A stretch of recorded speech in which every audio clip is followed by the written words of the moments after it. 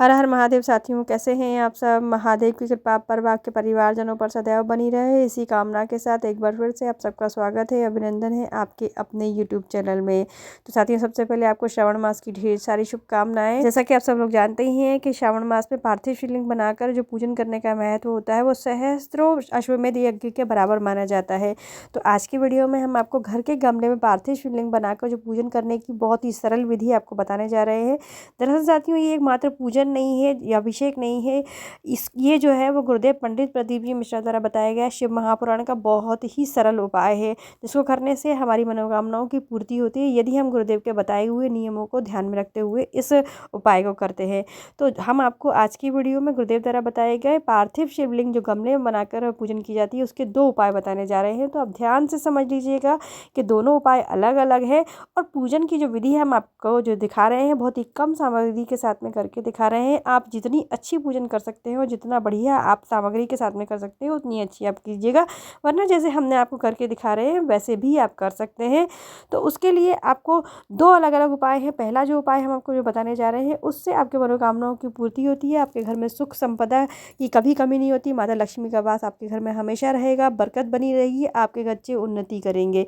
तो सुख शांति और समृद्धि के लिए पहला उपाय है। और जो दूसरा उपाय हम आपको बताएंगे वो वीडियो के अंत में बताएंगे, ध्यान से समझिएगा। थोड़ा सा ही अंतर है दोनों उपायों में, पूजन की विधि दोनों में ही सेम रहती है, पूजन की सामग्री भी दोनों में सेम ही रहेगी, थोड़ा सा अंतर है, तो उस अंतर को ध्यान से समझ लीजिएगा। बीच में थोड़ी सी चीज़ें बताएंगे आपको, उसको समझना पड़ेगा आपको।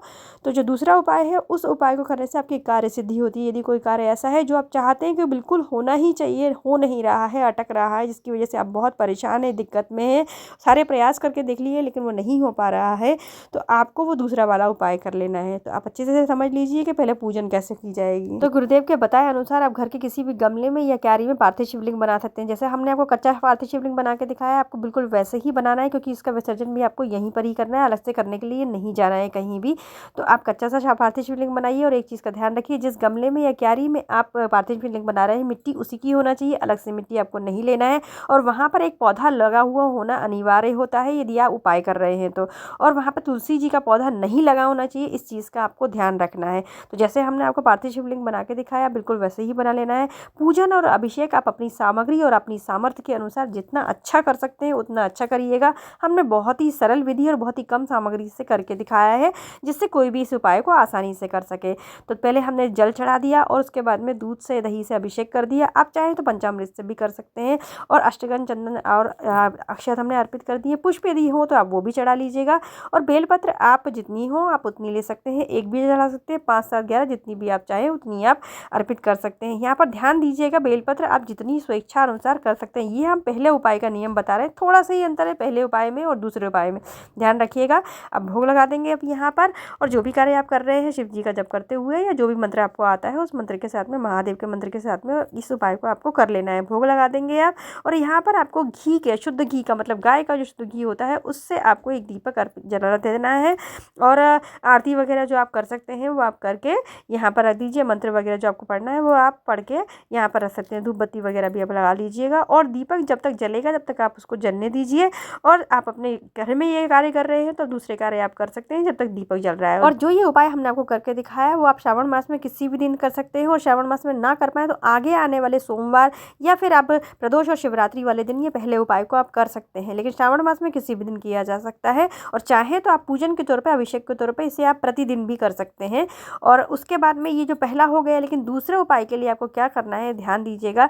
जब आपने बेलपत्र अर्पित की थी तो आपको 5 बेलपत्र अर्पित करनी है। जैसे आप पूजन कर रहे हैं सेम वैसे ही पूजन करेंगे, अभिषेक वगैरह जैसे आपको करना है बिल्कुल वैसे ही करना है आपको, और शिवलिंग भी बिल्कुल वैसे ही बनाना है। लेकिन बेलपत्र आपको 5 अर्पित करनी है। जया, विषहरा, शामली वाली, देव और गोतली, जो शिव जी की 5 पुत्रियां हैं उनके नाम से आपको 5 बेलपत्र अर्पित कर देनी है। और पहला उपाय यदि आप कर रहे हैं तो विसर्जन आपको 1 लोटे जल से करना है, मतलब साधारण पूजन जैसी आपको आती है, अभिषेक जैसा आता है वैसे आपने कर लिया।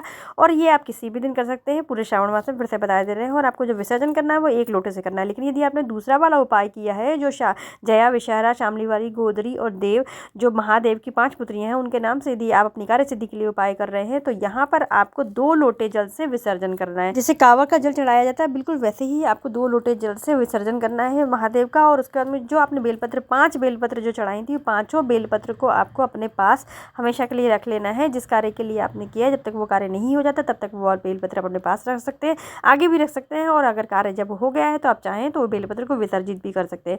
और जो भी सामान आपने यहाँ पर अर्पित किया है उसको आप अलग से जाके विसर्जन भी कर सकते हैं। और यदि आप गमले में भी रखा रहने देंगे तो कोई दिक्कत नहीं, वो अपने आप ही गल जाता है। और जो प्रसादी वगैरह है वो अपने घर के लोगों में आप बांट दीजिए। बस यही 2 उपाय है। पहला उपाय जो हमने आपको बताया वो बहुत ही साधारण, जैसे आपको भारतीय शिवलिंग का पूजन होता है वैसे होता है, लेकिन दूसरे के लिए आपको 5 बेलपत्र अर्पित करनी होती है शिव जी की 5 पुत्रियों के नाम से, जो कि कार्य सिद्धि के लिए है। और विसर्जन कांवड़ की तरह मतलब 2 लोटे से किया जाता है। बस इतना ही अंतर है पहले उपाय में और दूसरे उपाय में। तो आशा करते हैं हम आपको दोनों उपाय अच्छे से बता पाए, लेकिन फिर भी उपाय से संबंधित कोई जानकारी या कोई प्रश्न आपके मन में आता है तो हमें कमेंट बॉक्स में पूछिएगा, हम उसका उत्तर आपको जरूर दें। अगर वीडियो आपको पसंद आई हो तो प्लीज़ वीडियो को लाइक कीजिएगा, ज़्यादा से ज़्यादा लोगों को शेयर कीजिएगा, और पूजा पाठ से संबंधित वीडियोज़ के लिए मेरे चैनल को सब्सक्राइब कर लीजिएगा। मिलते हैं फिर किसी अच्छी सी वीडियो के साथ, तब तक के लिए अपना और अपने का ख्याल रखिए। सादा जय श्री कृष्णा। ओम नमः शिवाय। हर हर महादेव।